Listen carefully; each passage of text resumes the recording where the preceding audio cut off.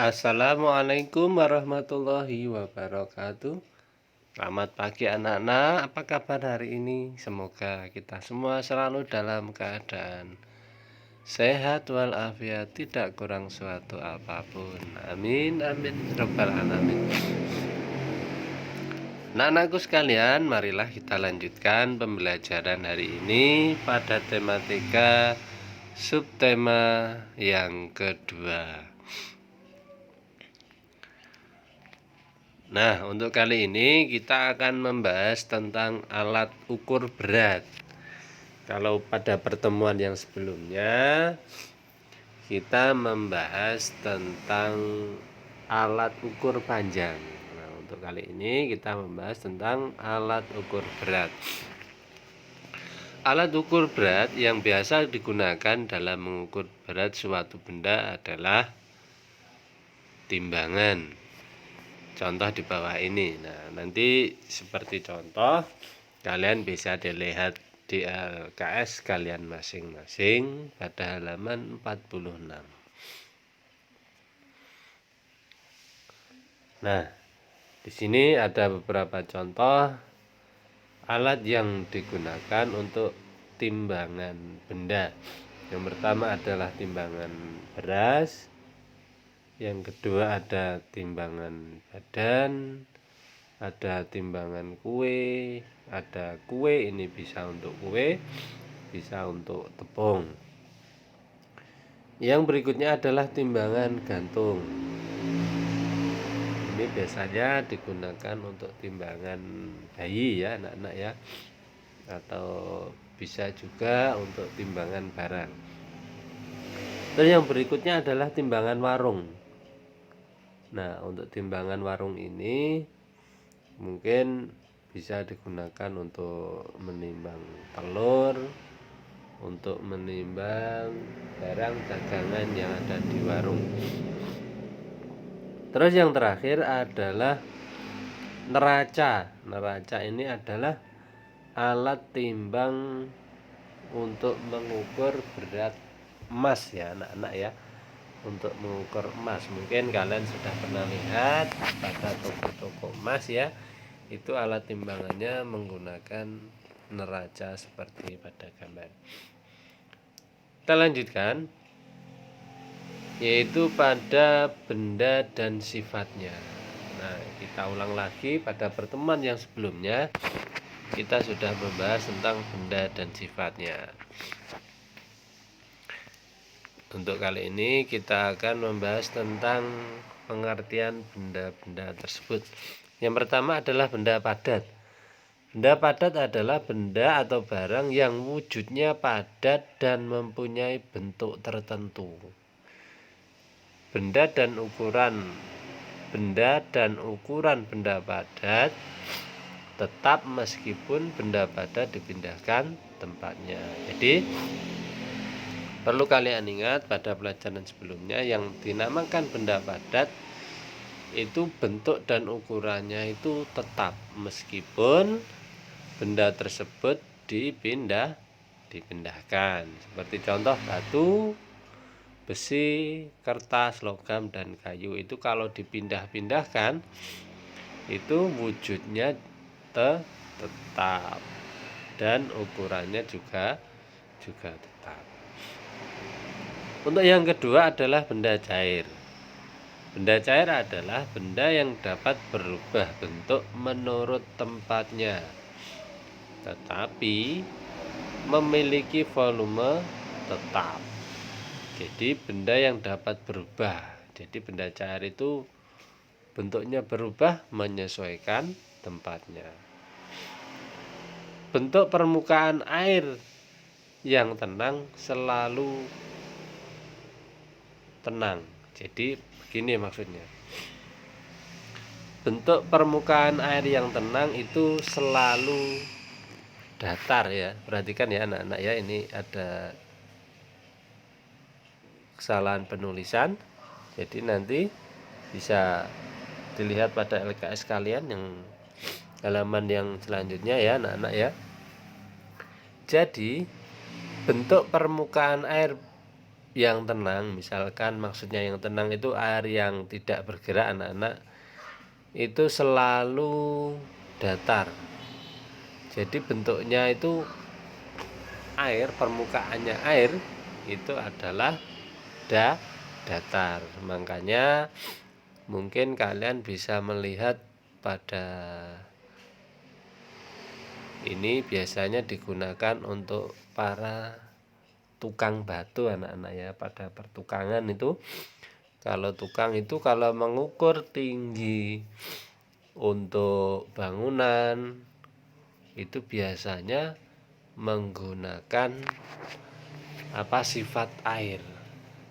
Itu alatnya para pertukangan itu biasanya menggunakan water pass. Ya, anak-anak mungkin pernah lihat ada benda kayu yang di situ di tengahnya itu ada airnya. Ada airnya pada pipa kecil. Itu namanya water pass. Nah, itu mengapa seperti itu? Karena Pak Tukang itu menggunakan sifat air, yaitu bentuk permukaan air yang tenang selalu datar, yaitu untuk mengukur permukaan bangunan supaya pas, yaitu ukurannya sama. Benda cair yang mengalir dari tempat yang tinggi ke tempat yang rendah. Jadi benda cair itu pasti mengalir dari tempat yang tinggi ke tempat yang rendah. Sekarang benda gas. Benda gas adalah benda yang mempunyai volume dan bentuk yang selalu berubah-ubah sesuai dengan tempatnya atau wadahnya. Berbeda dengan benda padat dan cair, tidak semua benda gas dapat dilihat dengan mata. Jadi benda gas itu ada yang bisa dilihat dan juga ada yang tidak. Benda gas mengisi seluruh ruangan yang ditempatinya. Benda gas menekan ke segala arah. Artinya kalau misalkan asap itu masuk ke dalam rumah, pasti seluruh rumah itu akan diisi oleh asap. Benda gas terdapat di segala tempat. Contoh, ada uap air ya, sudah tahu ya. Mungkin kalau kalian meniup kaca, nah itu nanti akan ada titik-titik air atau uap air. Itu adalah contoh benda gas. Kalau kalian memasak air, pada tutupnya itu kalian lihat pasti ada titik-titik airnya yang menguap, itu namanya uap air. Yang berikutnya adalah asap. Nah, asap itu ada yang berwarna agak putih itu ya anak-anak ya, ada juga yang berwarna hitam. Dan yang contoh yang lain adalah udara. Nah, sekarang kita kembali lagi pada satuan berat. Berdasarkan satuan internasional atau SI, satuan berat standar adalah kilogram. Nah, ini biasanya kalian kalau ditimbang itu berat badannya adalah menggunakan kilogram. Setelah itu ons. Ada pon, tons, dan kuintal. Masing-masing satuan berat memiliki kegunaan yang berbeda. Untuk memudahkan dalam mengubah suatu benda atau berat benda, kita dapat menggunakan tangga konversi. Nah, kalau seperti kemarin kita menggunakan tangga konversi, yaitu dengan jarak atau panjang. Untuk kali ini tangga konversinya adalah tentang berat. Hampir sama anak-anak ya. Tinggal kita mengubah yang meter menjadi gram. Nah, tolong perhatikan. Untuk tangga satuan berat itu yang atas sendiri adalah kilogram. Nah, ini ya. Ada kilogram, hektogram. Nah, untuk hektogram itu adalah satuan yang nilainya sama dengan ons. Perhatikan di sini ada hektogram dalam kurung ons, itu sama. Ada dekagram, ada gram, ada desigram, ada sentigram, dan miligram. Sama seperti kemarin bahwa kalau turun, nah ini seperti ini.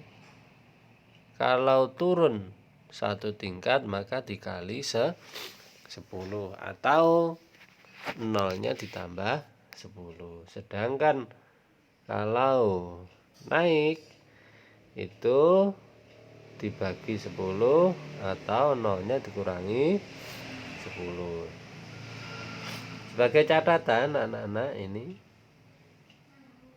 1 kilogram itu sama dengan 10 ons. 1 kilogram 10 ons.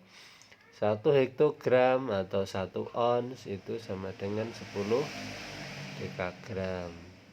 Dan 1 dekagram sama dengan 10 gram. Dan seterusnya itu ya. Jadi nanti silahkan diperhatikan. Kalau perlu silahkan ditulis. Untuk hal-hal yang penting silahkan ditulis di buku tugas kalian, di buku tulis kalian masing-masing. Jadi 1 kilogram sama dengan 10 ons. Atau ditulis lagi 1 kilogram sama dengan 1000 gram. Nah, contoh ini perhatikan. Nomor 1 kilogram 1 kilogram sama dengan 90 ons. Perhatikan, kita ke tangga, ada 1 kilogram, ini kilogram ke ons, berarti turun 1. Kalau turun 1 berarti nolnya ditambah 1, jadi sama dengan 90 on. Terus yang kedua, 4 ons, kita lihat di tangga ada ons ke gram. Ons ke gram adalah turun 2. Nah, turun 2 tangga berarti nolnya ditambah 2. Ini nolnya ditambah 2, jadi nilainya adalah 400 gram. Nah, ayo berlatih. Nah, ini nanti silahkan dikerjakan. Dan jangan lupa silahkan dilihat tangga konversinya. Kita lanjutkan hidup sederhana. Hidup sederhana adalah hidup yang wajar, yang sesuai kebutuhan. Jadi kehidupannya itu adalah wajar-wajar saja, yang sesuai kebutuhan. Jadi apa yang dibutuhkan itu yang digunakan. Hidup sederhana selalu didasari sikap yang rendah hati, berjiwa sosial, dan tidak sombong. Ada beberapa ciri hidup sederhana. Yang pertama adalah sikap atau tingkah laku dan perbuatan menunjukkan kewajaran yang tidak berlebihan.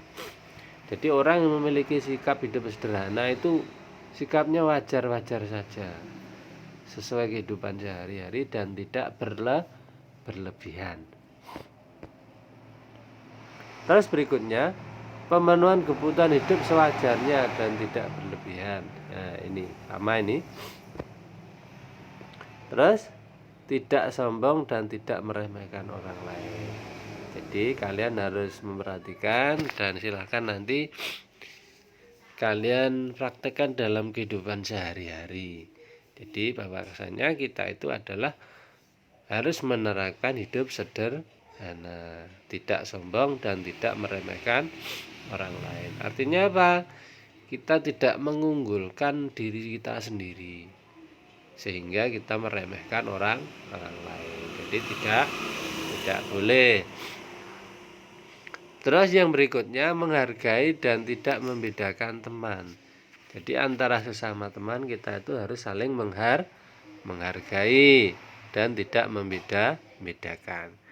Hidup wajar dan tidak memamerkan kekayaan. Nah, misalkan kita punya uang banyak, itu ya kita sewajarnya saja. Kalau kita memenuhi kebutuhan ya sesuai saja, sesuai kebutuhan saja. Jadi tidak bermewah-mewahan dan tidak memamerkan apa yang kita punya.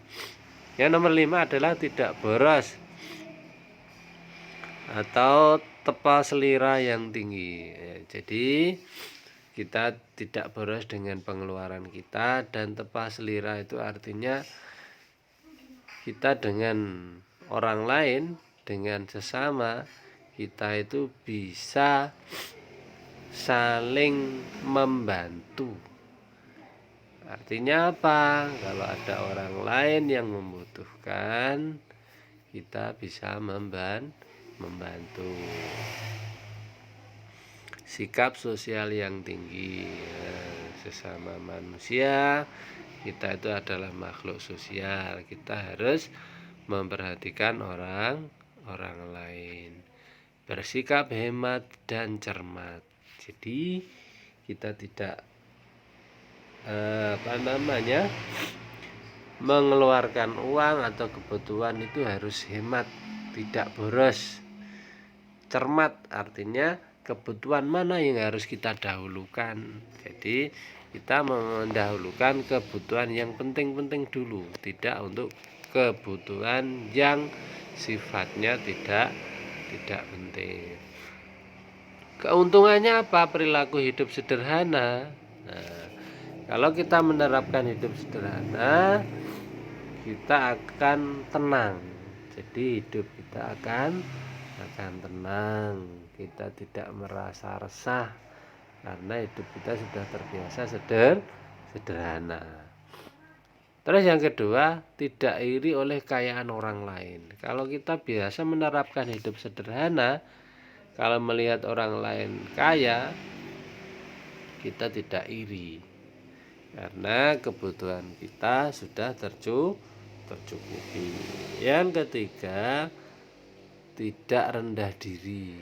Artinya kita tidak merendahkan diri kita, tetapi kita merasa rendah hati. Yang keempat, tidak serakah dan rakus. Artinya kita tidak mengambil haknya orang lain. Nah, kamu telah belajar tentang sikap sederhana. Kemudian renungkan pernyataan berikut. Jawablah pernyataan berikut dengan jujur. Beri tanda centang ya, sesuai jawabanmu. Nah, nanti silakan ditulis. Nanti silakan dipilih kalian setuju, ragu-ragu atau tidak setuju. Silakan ditulis di buku kalian, dan jangan lupa nanti dilampirkan pada buku absen, dilampirkan pada absen Google Form ya anak-anak ya. Sekian, terima kasih pembelajaran hari ini, semoga menjadi ilmu yang bermanfaat. Amin amin ya rabbal alamin. Sekian, wassalamualaikum warahmatullahi wabarakatuh.